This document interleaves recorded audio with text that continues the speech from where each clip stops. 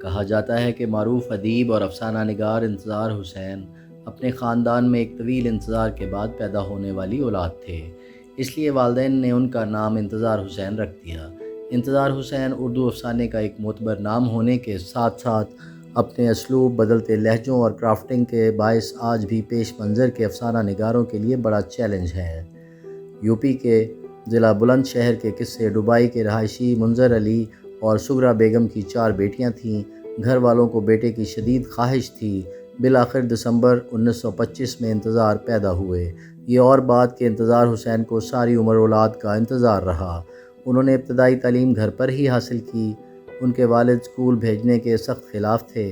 وہ چاہتے تھے کہ انتظار کسی مدرسے میں مذہبی تعلیم حاصل کریں، لیکن بڑی بہن کے اصرار پر ان کو اسکول میں داخل کرایا گیا۔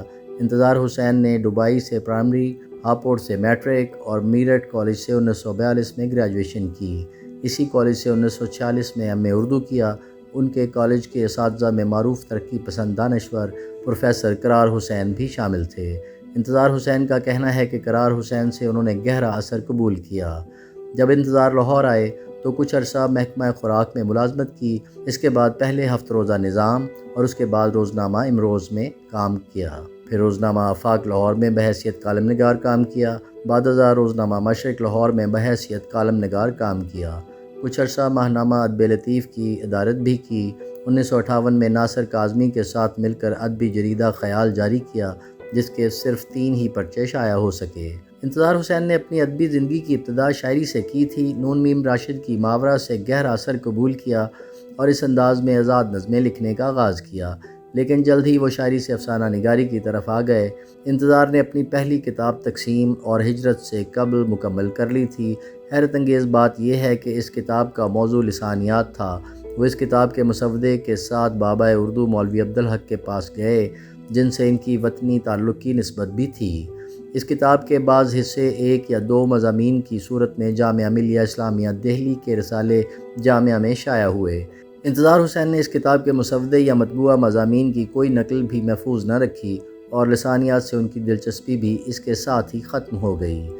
انتظار حسین کی تحریروں کو اردو افسانے کی ایک اہم اور مضبوط کڑی قرار دیا جاتا ہے۔ انہوں نے جس زمانے میں اپنے ادبی سفر کا آغاز کیا وہ شکست و ریخت کا دور تھا۔ ایک طرف تقسیم ہند کا المیہ پورے زوروں پر تھا تو دوسری طرف ترقی پسند تحریک کا شیرازہ بکھر رہا تھا، لیکن انتظار نے نہ صرف ترقی پسند تحریک کے سکہ بند اصولوں کی زنجیر کو توڑا بلکہ ایک نئے رجحان یعنی جدیدیت کے تحت اپنے افسانے کے پیچ و خم کو سنوارنے کی کوشش کی۔ 20ویں صدی کی 5ویں دہائی میں انہوں نے ایک افسانے قیومہ کی دکان کے ساتھ اپنے ادبی سفر کا آغاز کیا۔ ان کا پہلا افسانوی مجموعہ گلی کوچے تھا۔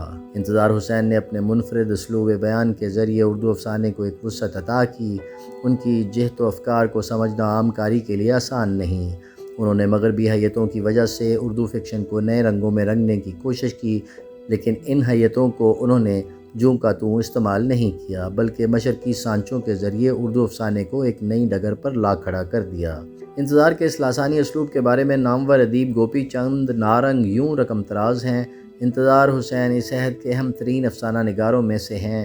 اپنے پرتاثیر تمثیلی اسلوب کے ذریعے انہوں نے اردو افسانے کو نئی فنی اور معنویاتی امکانات سے آشنا کرایا اور اردو افسانے کا رشتہ بیک وقت داستان، حکایت، مذہبی روایتوں، قدیم اساطیر اور دیومالا سے ملا دیا۔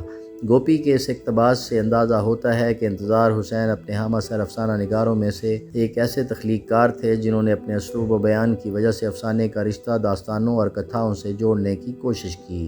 انہوں نے حقیقت میں قدیم ہندوستانی حکایات کو نئے طرز اور نئے انداز کے تحت جدید رجحان کے ساتھ ہم آہنگ کیا۔